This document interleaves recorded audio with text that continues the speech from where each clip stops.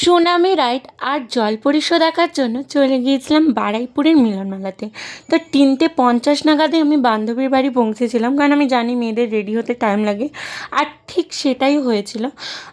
4:50 নাগাদ আমাদের ট্রেন ছিল। তো ট্রেনটা ধরে না, এটা কোন স্টেশন তোমরাই গেস করো। আর ওখান থেকে না হাঁটতে হাঁটতে বারুইপুর বেশ অনেকটা কাছে। আর ওখানে ঢুকেই আমি কিনেছিলাম হচ্ছে ক্লিপের দোকানে একটা ক্লিপ। এখানে যাই কিনতে 10 টাকা করে। দেন অনেকগুলো কানের শপ ছিল, যেখানে 30 টাকা থেকে শুরু করে 40 টাকা 250 টাকা পর্যন্ত কানের দুল ছিল। আর ওখান থেকে চলে যাই কিউট একটা টেডির শপে। এই কিউট টেডিটা আমার খুব পছন্দ হয়েছিল, বাট এর দাম হচ্ছে 300 টাকা, তাই আমি নিতে পারিনি। দেন চলে যাই 20 টাকার শপে, মানে এখানে যা কিনবে 20 টাকা করে। তো আমার বান্ধবী ওখান থেকে প্লেট কেনে, আর আমি কী কিনবো ভাবছিলাম। দেন আমি চলে যাই সুনামি রাইড চড়ার জন্য।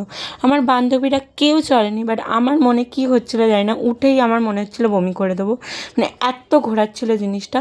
জলপরীসর টিকিট কাটার সময় অনেক কাকু বললো যে ভিতরে ঢোকাটা ওয়েস্ট, কিচ্ছুই নেই, তাই কিনলাম না। ওই টাকায় কিনলাম পাপড়ি চাট আর পাও ভাজি, আর খেলাম ঘুগনি।